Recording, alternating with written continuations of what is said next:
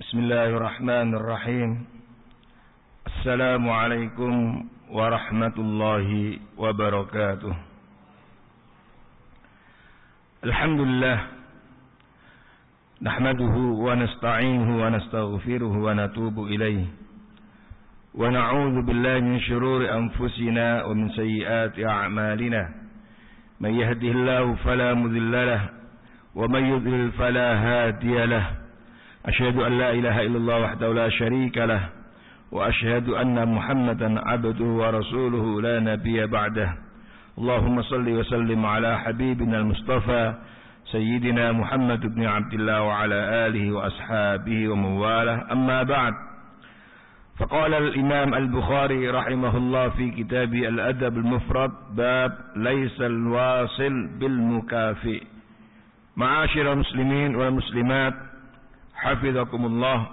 Alhamdulillah, kembali kita bersyukur kepada Allah Subhanahu wa taala yang telah memudahkan kita untuk beribadah, termasuk diberikan keistiqomahan kita untuk mulazamah mengkaji hadis-hadis Rasulullah sallallahu alaihi wasallam yang terdapat di dalam kitab Al-Adab al-Mufrad karya Imam Bukhari, yang tentu saja kita berharap mudah-mudahan dengan mempelajari sabda-sabda Rasulullah SAW menjadikan kita dapat mengikuti, mengamalkan, dan akhirnya dengan itu kita bisa membersamai Rasulullah SAW di surganya. Amin ya rabbal alamin. Kajian kitab Al-Adab al-Mufrad kali ini kita masuk pada bab yang ke-34. Al-Imam Al-Bukhari memberikan nama bab ini dengan laisal wasil bil mukafi', yang artinya bukanlah termasuk menyambung silaturahim orang yang balas jasa, orang yang membalas, maksudnya membalas kebaikan saudaranya, keluarganya.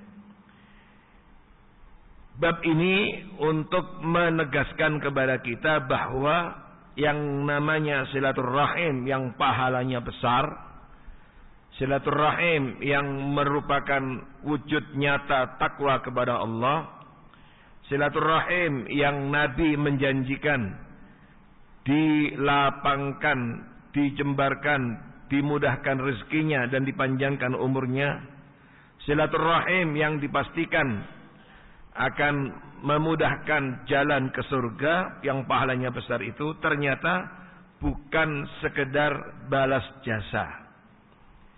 Seperti apa? Mari kita lihat hadisnya secara lengkap. Hadis ini diterima oleh Al-Imam Al-Bukhari dari gurunya Muhammad ibn Katsir.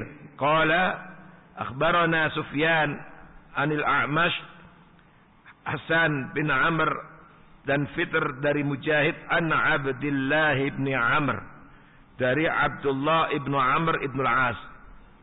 Abdullah bin Amr bin As adalah salah seorang sahabat Nabi yang mulia, putra dari Amr ibn al-As, namanya Abdullah. Jadi hadis ini didapat oleh Al-Imam Al-Bukhari dengan sanad lengkap sampai kepada sahabat Abdullah ibn Amr ibn al-As. Nah, yang menarik dari sosok Abdullah bin Amr bin As ini, beliau ini adalah anak dari Amr bin As, seorang sahabat yang juga populer, sempat menjadi gubernur Mesir. Terkenal kisahnya ketika menjadi gubernur Mesir. Tapi anak dan ayah ini, anaknya bernama Abdullah, ayahnya bernama Amr ibn As. Anak dan ayah ini uniknya, anaknya masuk Islam lebih dulu daripada ayahnya. Jadi anaknya lebih dulu masuk Islam daripada ayahnya. Abdullah bin Amr ini masuk Islam dahulu, baru disusul ayahnya Amr ibn al-As. Dan Abdullah bin Amr bin As termasuk min ubadis sahabah, sahabat yang ahli ibadah, termasuk di antara ulama sahabat. Dan khusus kepada Abdullah bin Amr bin As, Nabi memberikan dispensasi, dibolehkan menulis hadis. Apa yang disampaikan Nabi ditulis oleh Abdullah bin Amr bin As pada saat Nabi secara umum memberikan instruksi melarang untuk menulis. Jadi pada saat itu, di awal-awal itu Nabi melarang para sahabat menulis. Bahkan Nabi mengatakan, "Wa man kadzaba anni ghairal Qur'an falyamhuhu." Siapa di antara kalian ada yang masih menulis selain Al-Qur'an, hendaknya dihapus. Yang kemudian oleh para ulama difahami karena Nabi khawatir tulisan-tulisan yang mereka adalah orang Arab, tulisannya Arab dan Al-Quran juga bahasa Arab. Sementara zaman itu teknologi tulis menulis itu sangat terbatas, alat tulis sangat terbatas. Maka ditafsirkan para ulama larangan Nabi ini karena khawatir nanti tulisan coretan-coretan selain Al-Quran itu bisa mencampur adukkan dengan Al-Quran yang juga sama-sama bahasa Arab. Barangkali kalau kita hidup di zaman seperti sekarang, kita dengan mudah memisahkan itu. Ya, komputer atau handphone sekalian pada zaman ini juga bisa berfungsi seperti laptop, seperti komputer, bisa memisahkan file satu dengan file yang lain. Tapi pada zaman itu dengan keterbatasan alat tulis, adanya ditulis di pelepah kurma, di kulit binatang yang disamak, disucikan. Maka sangat mungkin logis sekali kekhawatiran itu. Sebab sama-sama tulisannya bahasa Arab. Maka kalau itu nanti tidak dilarang, khawatir bercampur. Nah, secara khusus Abdullah bin Amr ini dapat dispensasi. Yang kemudian ditulis khusus dan oleh Nabi diberikan dispensasi kepada Abdullah bin Amr. Makanya Abu Hurairah yang terkenal sosok ulama yang paling banyak meriwayatkan hadis, beliau pernah mengatakan tidak ada orang yang mengungguli penguasaan terhadap hadis kecuali Abdullah. Maksudnya Abdullah bin Amr ini. Kenapa? Karena dulu kami tidak menulis, tapi dia diizinkan Nabi secara khusus menulis. Itulah sehingga dia punya satu catatan khusus dari Nabi itu yang dinamakan dengan As-Shadiqah. Nah, Abdullah bin Amr bin As ini masuk Islam lebih dulu daripada ayahnya. Dan dia terkenal ahli ibadah. Dan Nabi sempat meluruskan karena dia ini setiap hari puasa. Malam itu begadang, gak pernah tidur, ibadah, qiyamul lail, tahajud. Sehingga terlihat loyo dan seterusnya. Akhirnya pernah dipanggil Nabi, diluruskan. Saya dengar kamu begini. Menurut Abdullah itu adalah mengamalkan Islam yang baik. Tapi Nabi luruskan, nggak boleh. Itu ghulu. Saya dengar kamu setiap hari puasa, benar ya Rasulullah. Malam nggak pernah tidur, tahajud terus, benar ya Rasulullah. Langsung Nabi mengatakan kepada Abdullah bin Amr ini, la taf'al, jangan lakukan lagi itu. Nah, kalau untuk puasa, cukuplah kamu puasa 3 hari dalam sebulan. Karena 1 kali kebaikan itu dibalas dengan 10 kali lipat. Man jaa bil hasanah falahu 'asyru amsalihha. Sementara malam hendaknya istirahatkan badanmu, matamu. Bangun tapi jangan kemudian sama sekali tidak tidur. Inilah Rasulullah SAW ingin mengajarkan kepada sahabatnya dan kita semuanya umatnya keseimbangan, tawazun antara kebutuhan ruhiyah dengan kebutuhan jasmaniyah, karena setiap dari kita punya hak yang harus ditunaikan, sehingga perlu keseimbangan. Nah, Abdullah ibnu Amr ibnu As ini termasuk sahabat yang spesial tadi itu, dan diantaranya yang terkenal lagi, beliau ini tidak pernah absen dalam banyak peperangan, dan secara khusus pada saat perang Yarmuk, nah nanti bisa dibaca kisah perang Yarmuk yang sangat dahsyat peperangan itu. Beliaulah yang menyelamatkan kaum muslimin dengan membawa bendera ayahnya pada perang Yarmuk ketika ayahnya terpenggal tangannya dan harus menyelamatkan bendera. Zaman dulu ada satu regulasi kesepakatan dalam peperangan itu membawa bendera. Kalau pembawa benderanya ini benderanya jatuh berarti kalah. Maka di antara Abdullah ini yang menyelamatkan ketika jatuh dari tangan ayahnya yang terluka, langsung dia sambar dan dia selamatkan bendera kaum muslimin dalam perang Yarmuk. Beliau juga sempat ikut dalam perang Siffin bergabung bersama dengan Muawiyah. Makanya beliau pernah menjadi gubernur di Kufah dan wafat tahun 65 Hijriah dan meriwayatkan 70 hadis. Dengan potret atau kurikulum vitae yang seperti itu, kita tahu bahwa ternyata dulu para sahabat itu selain mereka aktif, ahli ibadah, ahli ilmu, tapi ternyata mereka juga menduduki jabatan-jabatan eksekutif tertentu yang itu tentunya digunakan untuk membangun kemajuan umat Islam. Abdullah bin Amr bin Al-As mengatakan, qala Sufyan lam yarfa'uhu al-A'mash ila Nabi sallallahu alaihi wasallam. Dari Abdullah bin Amr bin As, Sufyan ini yang tadi disebut sebenarnya tidak sampai menyampaikan sanadnya kepada Nabi, tetapi merafakkannya sampai kepada Al-Hasan dan Fitr. Jadi menurut para ulama, Sufyan tadi itu tidak sampai kepada Nabi, jadi dia terputus. Tetapi ada versi riwayat lain dirafakkan, disampaikan sanadnya kepada Nabi melalui Imam Al-Hasan Al-Basri dan Fitr langsung kepada dari Rasulullah sallallahu alaihi wasallam. Anin Nabi sallallahu alaihi wasallam qaal. Dari Nabi sallallahu alaihi wasallam bersabda. Apa kata Nabi? Laisal wasilu bil mukafi.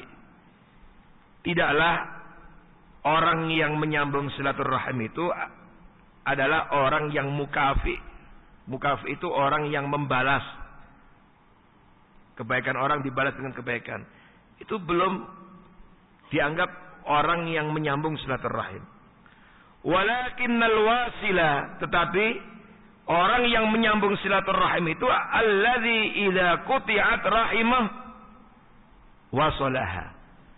Adalah orang yang ketika diputus silaturahim lalu dia menyambungnya.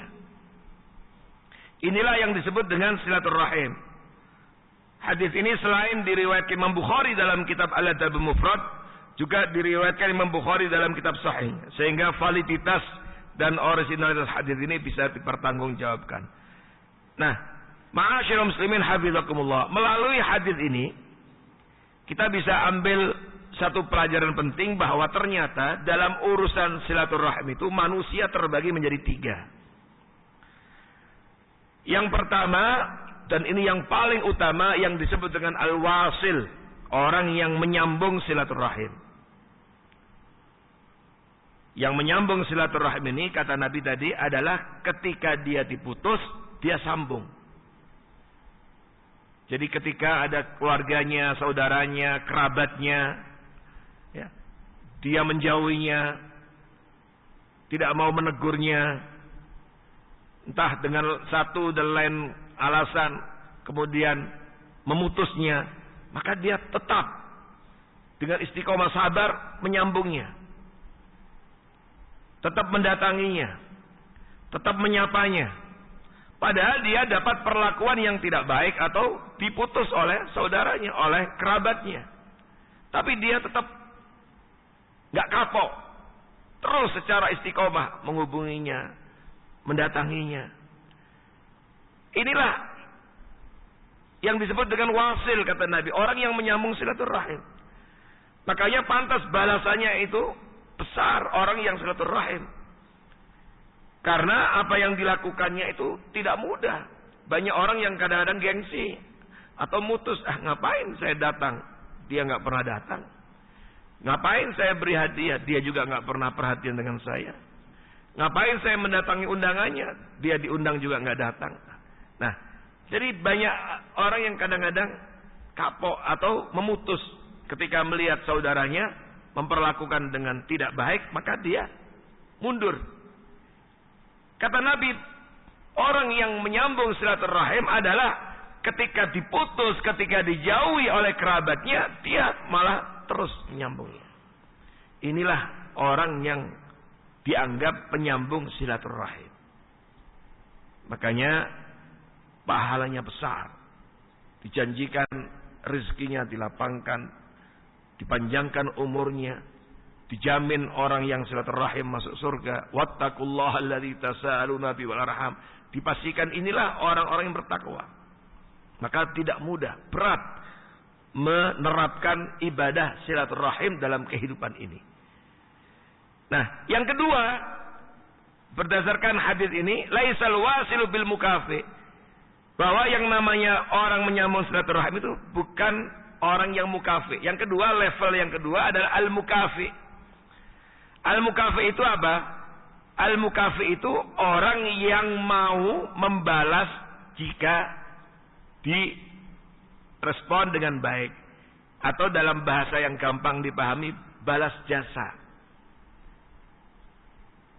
Kenapa tidak mendatangi undangan dia? Bukannya dulu waktu kita ngundang dia datang. Oh iya, ya udah, ayo. Nah, jadi kayak balas jasa. Jadi dia mau melakukan kebaikan, mau menyambung karena dulu diperlakukan baik, karena dihadiri undangannya karena ini. Maka seperti balas jasa. Nah, ini namanya mukafi. Menurut definisi yang disampaikan Rasulullah SAW, laisal wasil. Orang yang seperti itu bukan orang yang menyambung silaturahim. Kalau hanya sekedar tujuannya balas jasa. Kalau hanya sekedar tujuannya ingin membalas kebaikan saudaranya. Meskipun kita baca dalam Al-Quran, surat Ar-Rahman, hal jazaul ihsan ilal ihsan. Tidaklah balasan kebaikan kecuali kebaikan. Tapi ini kan dalam perspektif Allah. Allah menjanjikan kalau seseorang melakukan kebaikan, maka pasti akan dibalas oleh Allah dengan kebaikan. Tidak akan ada yang sia-sia. Tapi dalam perspektif kehidupan sosial antar keluarga, antar kerabat, yang seperti itu kata Nabi, belum dikatakan menyambung silaturahim. Jadi itu masih level tengah. Karena hanya sebatas ingin balas jasa, ingin membalas. Ada saudaranya membantu kesulitannya, maka pas dia ada kesulitan dibantu, lalu dia juga membantu kesulitan. Sering didatangi, lalu dia mendatanginya. Jadi mukafi.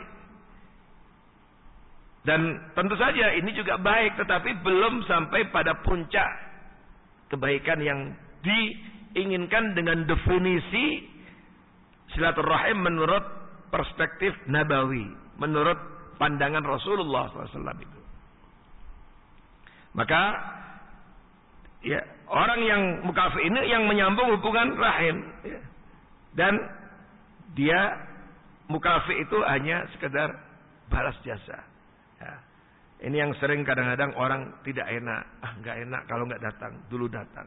Nggak enak kalau nggak memberi, karena dulu dia suka memberi.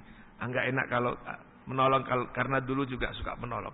Nah ini, sehingga ini yang disebut dengan mukafi. Kata Nabi, laisal wasil bil mukafi. Kalau hanya pada tataran ini, maka orang itu belum dikatakan al-wasil menurut perspektif nabawi. Dan yang ketiga, ini yang paling parah dan harus betul-betul dijauhi, apa yang disebut dengan al-qati', memutus silaturahim. Nah, jadi manusia terhadap silaturahim itu ada 3. Al-qati' yang memutus silaturahim. Dan ini sangatlah berbahaya. Dosanya besar. Bahkan la yadkhulul jannah qati'ur rahim. Tidak akan pernah masuk surga orang yang memutus silaturahim. Jadi pokoknya tidak mau saja. Ya. Ada orang yang mungkin sudah ini, tapi dia nggak mau. Ada orang yang saudaranya udah baik ini, tapi dia nggak mau ketemu, nggak mau ini. Bahkan naudzubillah, mungkin karena ada satu dalam hal kelas atau ada urusan yang tadinya menyakitkan, sampai muncul ungkapan aku tidak akan maafkan dia 7 turunan. Naudzubillah. Nah, ini bahaya sekali. Orang yang seperti ini tidak akan pernah mencium bau surga, bahkan terjauh dari surga. Ketika dari awal sudah memutus silaturahim. Bahwa ini harus dibedakan, karena satu kesibukan, karena satu urusan, karena ini kemudian dia ya lama tidak terhubung dengan kerabatnya, dengan ini, itu beda dengan yang dari awal sudah menghukumi, maunya tidak mau.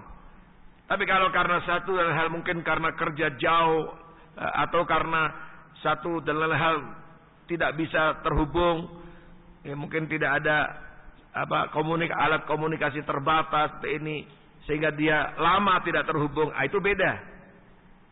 Makanya Bapak Ibu Saudara sekalian, kita harus juga memanfaatkan kecanggihan teknologi untuk menerapkan ibadah yang mulia ini, silaturahim, supaya kita tidak masuk dalam kategori pemutus silaturahim. Alhamdulillah kita hampir semuanya punya handphone, kita bisa video call, dan insya Allah ya kita bisa menyapa yang bagi yang masih punya orang tua, ayah dan bundanya, meskipun jauh jaraknya ribuan kilometer, ya terputus atau di luar pulau, di luar provinsi, bahkan mungkin di luar negeri, masih bisa menyapa. Sekarang masya Allah bisa menyapa dengan berbagai macam aplikasi atau teknologi, tetap nyambung. Minimal menyapa, apa kabar. Kalau itu orang tua, ditanya kemauannya apa, kebutuhan apa yang perlu dibantu. Adik, kakak, hendaknya terus terhubung. Sekarang bisa dengan membuat grup WA misalnya, sehingga terus ada komunikasi. Kemudian suatu saat bisa bertemu. Ya, kalaulah tidak bisa bertemu pekanan, tidak bisa bulanan, tapi terus masih bisa menyapa. Ya, ini kemajuan teknologi ini harus dimanfaatkan supaya kita tidak jatuh dalam qati'ur rahim atau paman bibinya. Makanya dulu pernah kita sampaikan, supaya kita dapat mengamalkan ibadah ini dengan baik, seseorang itu harus tahu betul silsilah nasabnya. Karena yang namanya silaturahim itu adalah berdasarkan nasab. Dan skala prioritas tentu adalah kekerabatan yang paling dekat. Dimulai dari orang tua, saudara-saudara kandung, itu harus jauh lebih prioritas. Karena ada juga orang yang begitu baik dia sama komunitasnya, begitu baik dia dengan kawannya, mitra kerjanya, dengan ininya, tapi justru dia gak baik hubungannya dengan orang tuanya, gak baik hubungannya dengan kerabatnya, saudara kandungnya. Nah, ini terbalik, salah dalam menempatkan kebaikan. Harus dipersembahkan kebaikan itu diutamakan kepada kerabat yang memiliki hubungan rahim. Makanya silaturahim, menyambung silaturahim. Dan tadi termasuk menyambung silaturahim ketika ada yang memutus, kita terus menyambungnya. Nah, jadi ada 3, ada al-wasil, ada al-mukafi, ada al-qati. Dan masing-masing ini harus difahami sehingga kita tidak jatuh ke dalam apa yang disebut dengan al-qati. Ya kalau masih di tengah-tengah al-mukafi, ya tidak apa, itu proses. Ya suatu ketika mudah-mudahan bisa naik derajat menjadi al-wasil. Ya rata-rata kebanyakan ya kita sering kali masih berkutat pada al-mukafi. Kita mau datang kalau dia datang, kita mau menjenguk kalau dia menjenguk, kita mau maka harus ada inisiatif. Sebelum dia datang, sebelum dia membantu, saya inisiatif terdepan membantu. Sebelum dia ini kita coba punya inisiatif mendahului supaya kita masuk dalam kategori al-wasil. Maka di dalam hadis ini Rasulullah SAW mengingatkan kepada kita bahwa setiap muslim ada kewajiban. Ya. Betul kita ada kewajiban terhadap Allah, betul kita ada kewajiban terhadap anak, istri, na'am. Tapi ingat, kita juga punya kewajiban terhadap kerabat yang punya hubungan rahim dengan kita. Makanya dalam Al-Quran selalu disebut wa'atidal kurba, wa'atidal kurba, wa'atidal kurba. Berikan kepada zatil kurba, kerabat yang dekat. Ya, berbagi kebahagiaan dengan mereka. Ya. Makanya kemarin Lebaran orang mudik itu hendaknya ditempatkan dalam koridor niatnya silaturahim. Dalam rangka mengejawentakan takwa. Ya. Karena ketika mudik pasti kembali ke kampung, ketemu dengan sanak, famili, saudara. Supaya capek, lelah, dan pengorbanan waktu dan harta itu dapat catatan amal soleh di sisi Allah Subhanahu wa Ta'ala. Ya, sehingga jangan hanya sekedar niat mudik, tapi niatkan itu dalam perspektif silaturahim. Dan kita punya kewajiban untuk terus mempertahankan hubungan itu. Hubungan nasab itu harus terus dijaga. Ya, dan kalaulah ada halangan dan seterusnya, itu jelas halangan yang alasan yang syar'i. Nah, melalui hadis ini juga Rasulullah SAW mengajarkan kepada kita di antaranya pelajaran penting, yaitu bagaimana kita melaksanakan atau ibadah itu termasuk kewajiban silaturahim ini hanya mengikhlaskan amal hanya untuk Allah. Jadi kita silaturahim itu bukan karena balas jasa. Kalau balas jasa berarti niatnya bukan karena Allah. Maka karena itu Nabi mengatakan laisal wasil bil mukafi. Oleh karena itu harus mengedepankan ikhlas karena Allah. Ya, kalau di antara kita ada yang ngasih hadiah rantang makanan dari kerabat kita, ya, atau kita ngasih kepada kerabat, lalu kemudian dikembalikan ke kita, rantangnya masih kotor, belum bersih, masih ada sisa-sisa makanannya. Barangkali sebagian orang kemudian merasa, lain kali nggak usah dikasih. Ya. Berarti belum ikhlas. Itu berarti namanya belum ikhlas. Itu menguji keikhlasan kita. Dikembalikan dalam keadaan seperti itu, nggak ada isinya juga, nggak dibalas dengan ini, tapi kemudian kita tetap tidak putus untuk selalu berbuat baik kepadanya. Disitulah nilai keikhlasan itu ada pada amal itu. Ya, memang tidak mudah, tetapi ya begitulah. Harusnya kita belajar terus mengikhlaskan amal kita. Dan ini penting dalam kehidupan suami istri, dua-duanya faham. Kadang-kadang suaminya sudah berusaha ikhlas, istrinya yang mengkompori. Atau istrinya ikhlas, suaminya, atau keduanya sudah mau ikhlas, anaknya yang manas-manasin. Nah ini di sini penting kehidupan keluarga itu dibangun bersama dengan satu visi dan misi. Terakhir, Bapak Ibu saudara sekalian, hafizakumullah, bahwa di dalam hadis ini mengingatkan kepada kita agar kita waspadai untuk berbuat buruk kepada kerabat kita. Ya. Jangan sampai kita merespon atau memperlakukan buruk terhadap famili kita, kerabat kita. Karena itu nanti bisa dimasukkan dalam kategori al-qati'. Maka tidak seyogyanya kita juga memutus kebaikan hanya karena kita diperlakukan buruk oleh kerabat kita, oleh saudara kita. Ya. Jadi ada dua. Pada satu sisi kita harus waspadai, jangan sampai kita berbuat buruk, hati-hati karena itu semuanya ada hisabnya. Tapi di sisi yang lain, kita jangan itu jadikan alasan kita untuk kemudian mundur dari ibadah silaturahim. Karena kadang-kadang tadi cenderungan orang ini akhirnya mundur. Oleh karena itu dua-duanya harus waspada. Jangan sampai kita menjadi pelaku qatir rahim, tapi juga jangan sampai kita ya, gara-gara diperlakukan nggak baik atau perlakuan buruk itu kemudian menjadikan kita menjadi orang yang memutus silaturahim juga. Jadi dua-duanya harus diwaspadai, sehingga dengan demikian kita harus terus tata hati kita, luruskan niat kita bahwa kita benar-benar ingin melaksanakan ibadah ini dalam rangka mencari ridha Allah Subhanahu wa taala. Inilah Bapak Ibu hafizakumullah betapa pentingnya masalah ini, urusan yang berkaitan dengan kehidupan kita sehari-hari. Masalah silaturahim ternyata ini bukan masalah sepele, tetapi ini masalah yang serius. Sekali lagi, berdasarkan hadis ini ternyata manusia terbagi menjadi tiga dalam mempraktekkan silaturahim. Ada al-wasil yang semangat terus melakukan silaturahim meskipun mungkin dapat perlakuan buruk dari keluarganya, familinya. Ada al-mukafi yang membalas ya dengan kebaikan ketika diberikan kebaikan, atau istilah mudahnya balas jasa.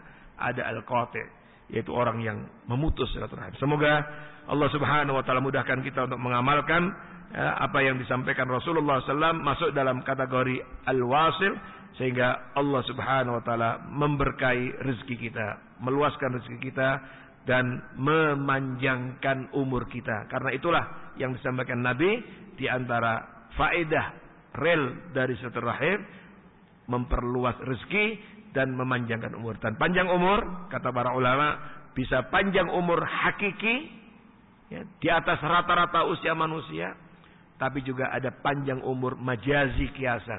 Boleh jadi umur manusia nggak panjang, tetapi karena rajin silaturahim, atharuhu at-thayyibah, jejak-jejak kebaikannya yang ditorehkan dalam kunjung mengunjungi silaturahim itu terus dirasakan oleh kerabat, oleh saudaranya, oleh familinya. Barakallahu fikum. Semoga Allah Subhanahu wa taala mudahkan kita untuk mengamalkan apa yang disampaikan Rasulullah SAW dalam kehidupan kita, sehingga kita menjadi hamba-hamba Allah yang senantiasa diberkahi hidup kita dan meraih kebahagiaan di dunia dan di surga Allah Subhanahu wa taala. Amin ya rabbal alamin. Kita tutup membaca doa kafaratul majlis. Subhanakallahumma wa bihamdika asyhadu an la ilaha illa anta astaghfiruka wa atubu ilaik. Assalamualaikum warahmatullahi wabarakatuh.